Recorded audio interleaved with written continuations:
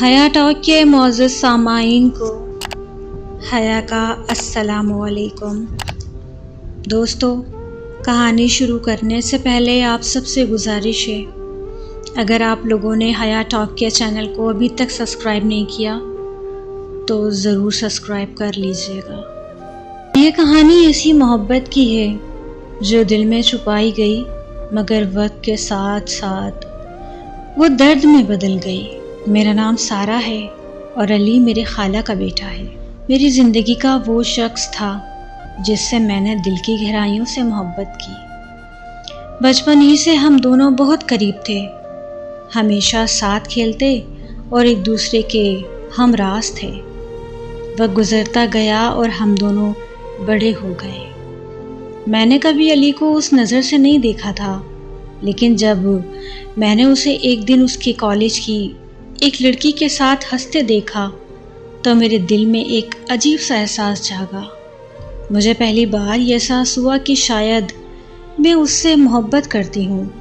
یہ احساس دل کو جکڑنے لگا اور میں نے خود کو اس سچائی سے بچانے کی کوشش کی، لیکن دل کے معاملات اتنے آسان نہیں ہوتے۔ میں نے علی سے اپنے جذبات کبھی ظاہر نہیں کیے تھے، کیونکہ میں جانتی تھی کہ خاندان میں ایسے رشتوں کو اچھا نہیں سمجھا جاتا۔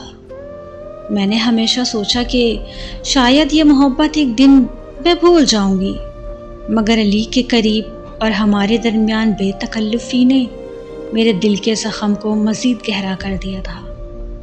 پھر ایک دن میں نے سنا کہ علی کی شادی طے ہو گئی ہے۔ یہ خبر میرے لیے جیسے ایک شدید طوفان بن کے آئی۔ میرا دل گھبرا سا گیا۔ میں نے خود کو بہت سنبھالنے کی کوشش کی، لیکن اندر سے میں خود ٹوٹ چکی تھی۔ علی کے چہرے پر خوشی دیکھ کر میں نے اپنے جذبات کو اور درد کو دل میں دفن کرنے کا فیصلہ کیا۔ شادی کے دن میں نے علی کی دلہن کو دیکھا۔ وہ دلہن بن کے بہت خوبصورت لگ رہی تھی۔ علی بہت خوش نظر آ رہا تھا اور میں نے اپنے آنسو کو روکنے کی کوشش کی، لیکن دل میں جو تھا وہ آنکھوں سے باہر آنے لگا۔